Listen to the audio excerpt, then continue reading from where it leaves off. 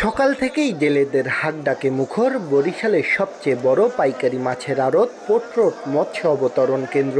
দুর্গাপুজো উপলক্ষে ভারতে ইলিশ রফতানির অনুমতি পাওয়ার পর 5টি রফতানিকারক প্রতিষ্ঠান প্রতিনিয়ত এ বাজার থেকে ভারতে ইলিশ পাঠাচ্ছে।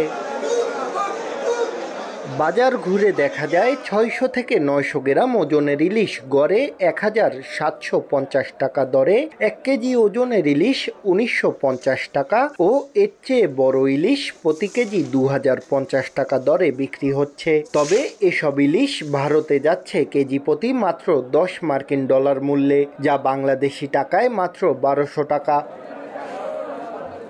ব্যবসায়ীরা জানান, এমনিতেই বরিশালের বাজারে মাছের সংকট, এর ওপর রফতানির খবরে দাম আরও বেড়েছে। কিন্তু 1.5 থেকে 2000 টাকার মাছ কিভাবে 1200 টাকায় ভারতে রফতানি হচ্ছে তা জানেন না তারা। আমরা যে মাছটা সরবরাহ করি সেই মাছটা কোনো কর্মী 1200 টাকা বিক্রি করতে পারবে না। $10 মাছ কিনা তারা কিভাবে ভারতে নিয়ে মাছ বিক্রি করে আমার জানা নাই। রফতানিকারকরা বলছেন, ব্যবসায়িক নানা কৌশলের কারণে লোকসান হচ্ছে না তাদের। আমরা আসলে কিছু বিজনেস পলিসি অ্যাপ্লাই করি।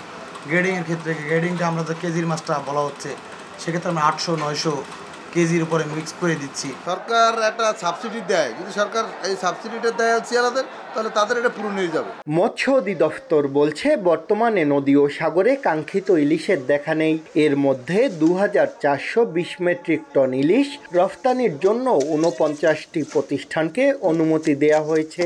আগামী 13ই অক্টোবরের মধ্যে ভারতে ইলিশ রফতানি শেষ করার নির্দেশনাও রয়েছে।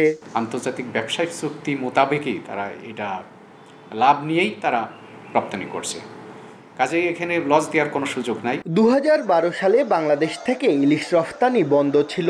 এবারও রফতানি বন্ধের কথা অন্তর্বর্তীকালীন সরকার বললেও বিশেষ বিবেচনায় আবারও অনুমতি দেয়। বরিশাল থেকে 250 মেট্রিক টন ইলিশ রফতানি করবে 5টি প্রতিষ্ঠান।